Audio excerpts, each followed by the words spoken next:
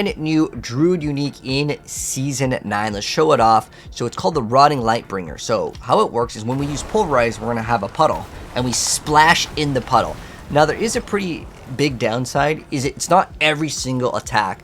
How it works is it's every 10 seconds you get the puddle. Now the puddle will last for 6 seconds, but there's a 4-second downtime when you're fighting a boss, which obviously lowers your DPS. Now, to give him some feedback, I would say it's better just to have something up 100% of the time, but there's also a few things that I want to go over that really make this build or break it.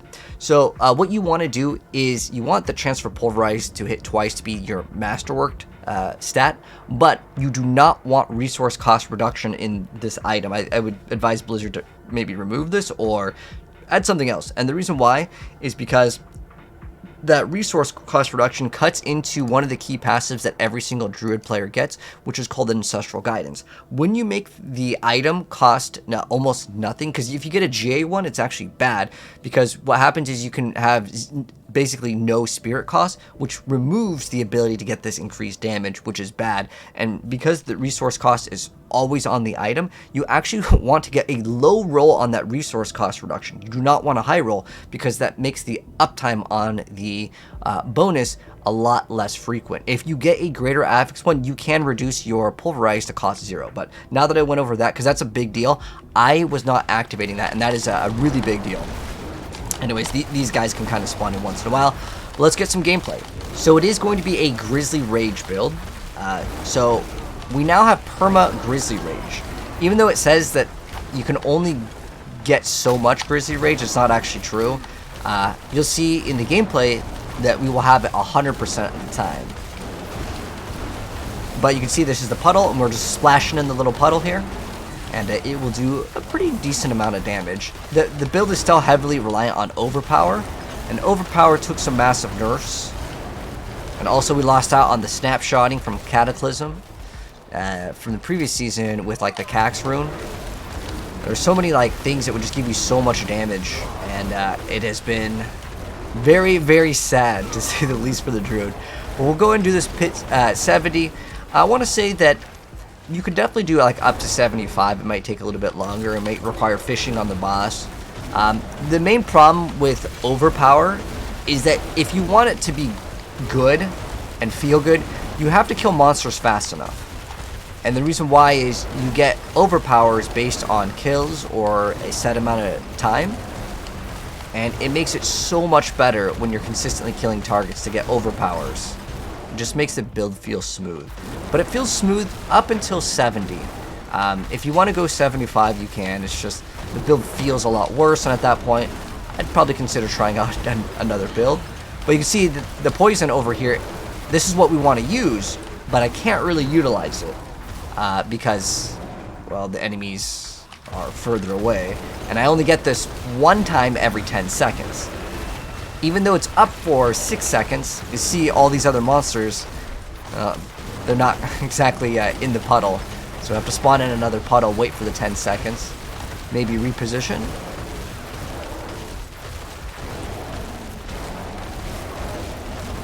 But once that puddle's up, and once you get like the shockwave of the Pulverize, and then you also get like the circle AoE from it and the poison, it does pretty good damage. Now I would still say that Hydra is probably the build that people want to play in the next season. I wanted to show off some gameplay of like all the classes. Like we've been doing Barb, we've been doing Sork. Sork obviously a little bit more favorite here in this season. And then Rogue, unfortunately it's all nerfs. It's all nerfs for the Rogue. But I like to try out new ideas, and I'll show you guys some other cool things that I've been trying out as we're testing things out on the PTR. We'll make this kind of a discussion video as well.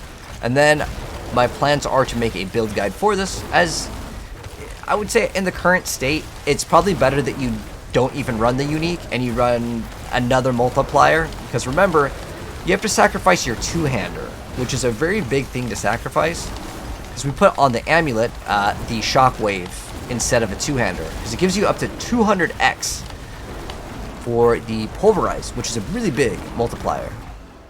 And because you are running the unique, you don't have room for it. But you see that the damage isn't bad at all. But one thing that I wanted to note here is that we can actually keep this Wear Bear up 100% of the time. As long as I'm not really stopping, you can keep it up. We're going to get rid of that guy that has damage reduction. And I'll go over some of the newer other changes in the build. And some of the things you may want to look out for, as they might not be working properly on everything. Because some of the poison stuff is related to dot, and you don't really do dot in this build. Like, it does do dot damage, but that's not the point of the build. We got these are the Jewel Guardians that spawn. They do actually pretty insane damage too. Like, this build is incredibly tanky. Look at it, 38,000 HP, 28,000 berry, and they shred through it. I don't know if they do like percent damage or what. These are like newer monsters for the season. But yeah, we'll go ahead and do we'll just do a 70 in the pit. Like I said, if we wanted to, 75 is where I would say the build can still do. But if you're looking to do pit 100, I would say probably not something that I see the build doing in the current state. Maybe if it gets a couple extra buffs. Maybe you get really, really lucky too. But the one problem that Druid has kind of had is like on the bosses, in particular with Pulverize. Because again, a lot of the stuff is like killing X enemies, or you just have to attack so many times in order for your next attack to apply the overpower. But one thing we do need to do is apply vulnerability with the build, and we have these little like tethering little laser things, and this applies my vulnerability, so that's good. But ideally, this is what we do. We hit him with the double circle and the poison splash, and then we also hit him with the shockwave, a little wave. So positioning is kind of important in this build. But the build, it's very, very tanky. Just one thing I like with this build, we don't even have res cap. Alright, so we got the poison right here. We have to try to hit him with everything. But again, the orange numbers is the big damage, and that's all the overpowers. And that's what you want to try to focus in on. So we had definitely some more time.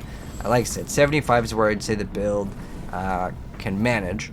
However, I wanted to go over some other things that I was kind of looking at in terms of like the builds to kind of squeeze out more damage, and some of the things that I have actually noticed with the build. So first off, this is the item that enables all the poison. Now, as far as stacking poison, the enemy is not the damage that you deal, it's the total of the poison's damage, but it's not the damage over time on the enemy. So it may behave differently because it's on the ground. So some of the other poison things may be something to look at in terms of like when you're adding more duration for the poison. Again, that isn't applying to this, it's applying to the enemy as far as some of the stats. As far as the powers go, interestingly enough, I'm not running the poison one. I was checking out how much damage the poison can actually deal.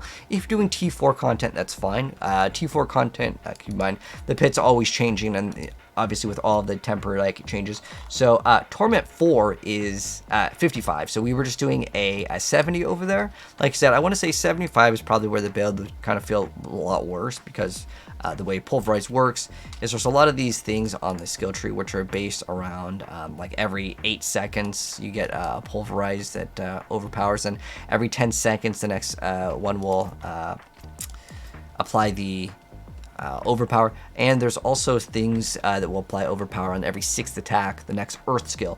So some of the newer changes that were quite nice. This video isn't necessarily meant to be like a build guide, as I kind of want to test out some other stuff, is that the Earth Sign Horror is something that got changed, where Pulverize is an earth skill, and after overpowers, our earth's cooldowns are reduced by 5 seconds. So this one's kind of nice to have, because not only does it count it as an earth skill, but it is in nature at the moment. So you can tag a lot of the other bonuses that would be for nature. That would be like some of these. There's also these other ones over here where it does more damage to slowed, stunned, and immobilized, which can be okay. And that's why I'm playing the cold one, so we can apply chill, which is a slow. Other things that I'm playing here, because remember I was telling you guys, you do not want to get resource cost reduction, because when it goes down to too low of a cost, your uptime on your Paragon, the Ancestral Guidance, becomes basically not up as often. You can actually get it to cost 0 spirit, because I was wondering if you could. If you get a GA one, yes, it could be 0. Keep in mind, most builds will play with Ring of the Starless Skies, so with Ring of the Starless Skies, that's another 50% reduction, and when it gets to be too much resource cost reduction, your uptime is bad. That's why I was telling, as a suggestion, to maybe just remove this stat completely, put on like overpower damage or something like that. And the reason why is the resource cost reduction actually eats into your damage. So that's something to know. But normally you would put the Shockwave, and you'd still want Envenom. That's another stat that you want on your amulet. But is that you would put Shockwave in a two-hander, which would give you that 200x, and then you could throw another thing that could give you basically another like 100x. There's like that one with Fortification. So you would actually like lose damage for inconsistent uptime on the like poison. So honestly, I would say if you wanted to push, you could probably play the build without it. So in order to give them proper feedback, this poison thing should be up 100% of the time. It should not be every 10 seconds. It should be like every single time that you hit with Pulverize, it either makes the puddle or just does the poison damage, or something related to where there is no downtime on it, because the downtime makes this feel worse, and you might as well just play something else. At least that's how I see it. There's also this change with Rapid Bear, where when you use Grizzly Rage, your direct damage is converted to poison, which also allows you to throw on the new gems for the elemental damage, because everything that's non-physical is considered, elemental damage. So basically, you do anything that is, except for physical, this just gives you some extra damage. So that's why it helps out. Plus all of the other things on the Paragon board that like, normally you may not be able to tag in a pulverized build because it's not a nature magic, because now it's earth and nature. It also has the ability to give you poison. Interestingly enough, with the rabies, there is a nice thing that you get, because Heightened Malice, while there's a poison enemy nearby, you get 35x damage, and then you get additional damage for each poison enemy up to 4. If they really want to like have this fantasy of also having like rabies, because as we walk, we will hit everything with rabies, but the rabies damage is so bad that like, I mean, you could probably do T4 content if you built into rabies, but then you're not really using Pulverize. So it's kind of weird that they designed the build to do rabies and Pulverize in the same build. The rabies, though, just as a heads up, is used to activate poison on the enemies, not to deal damage. I tried to make it deal damage, it's not worth it. So it's basically a Pulverize that is kind of worse because it's less uptime with this item. But yeah, I just want to show off the new item and show off some of the other things that I kind of discovered while playing. And because I was talking about like you don't want resource cost reduction, you do need to form a resource, and this item is so good to throw on, this Arcana Power, which gives you every single time you activate your Catalyst, which for me is every 5.3, but there's another like set of cooldown that we get on it, and then we get extra resource, 20% of our maximum resource for the next 10 seconds. So that's really nice, and it's per second. So it's really useful. This is basically 100% uptime on all the builds that use resource. This thing is absolutely key. But another thing I wanted to mention is Grizzly Rage has this thing. I don't know if this is bugged right now, but it does say that you turn into Werebear, lasts up to 17 seconds, and then the kills extend it, but the duration cannot go above 17 seconds. Now before, it would actually like fall off eventually, but now it seems like it just works, because if you get a kill or you overpower a boss, it extends the duration by 5 seconds. That duration can't go above 17. So basically, you have a time limit of 17. As long as you're still killing stuff, it's pretty much infinite. So you will have infinite Grizzly Rage. That is back, because before it had a cooldown, and if you reach the cooldown, you can infinitely get it. But if you are having cooldown issues, you can also consider running Calm Before the Storm. As long as you happen to have this over here, which makes it so the Pulverize counts as an Earth skill, it will count as Nature Magic, therefore it does work with it. So if you're having cooldown issues earlier on, you can run that. But I don't really have that much cooldown in the build. The cooldown that I actually have is Grizzly Rage cooldown reduction on 1 ring. You can get it in 2 rings, you can get it in your amulet. You could also get this as an offensive stat, interestingly enough, because this kind of ties into like the build's progression, kind of what I want to show off, is if you temper on a offensive category here, there is actually a Grizzly Rage duration. Now you do not need any of it, as I showed you guys from the gameplay, but it does exists. So if you are having trouble or earlier on, just get this and you'll be good. I would say you don't need it. Like I said, I don't have it anywhere. I originally had a bunch of piece of items that had Grizzly Rage duration everywhere, and then you could get it to last a lot longer, but it doesn't matter because as long as you're killing the targets, you will have 100% Grizzly Rage, which is part of the newer build. There's actually another mod that you can throw on with Grizzly Rage, because they actually buffed up Grizzly Rage quite a bit. There's this extra like crit over here. So if you want to increase the duration even further, you increase it by another 10 seconds, and then your critical strikes while Grizzly Rage is active, you can get up to 60x crit. There's also this fortification one. So honestly, I would probably recommend playing like the build that people played before, where you'd put a regular two-hander, and then you run your shockwave there, and then there's just another fortify that gives you, yeah, this is the one. Your core skills damage deal up to 75x increased damage based on your fortify. If you have 100% fortification, then well, yeah, you're gonna get the full benefit. This on an amulet is like over 100% because you get the 50% bonus. So that would make this build way stronger, and then you wouldn't have to rely on the poison puddles. But obviously I got to show you guys the poison puddles, even though I'd say the other build is probably better. This is the way that the game is at the moment. So that's Rotting Lightbringer. That's new Pulverized Poison Splash Druid. And if you're wondering, by the way, why I'm playing the pets are still active during the Grizzly Rage. During Grizzly Rage, you lose out on all your other abilities that are non like bear, but it still works with the companions, and the companions can apply like there's like bonuses that you get, just like free crit and other bonuses where you just get like extra poison for it. But I actually use it for specifically the rune combo Nagu Zan here. So Zan rune obviously pretty good because you definitely want that overpower. But yeah, that's kind of like the brief overview of the build.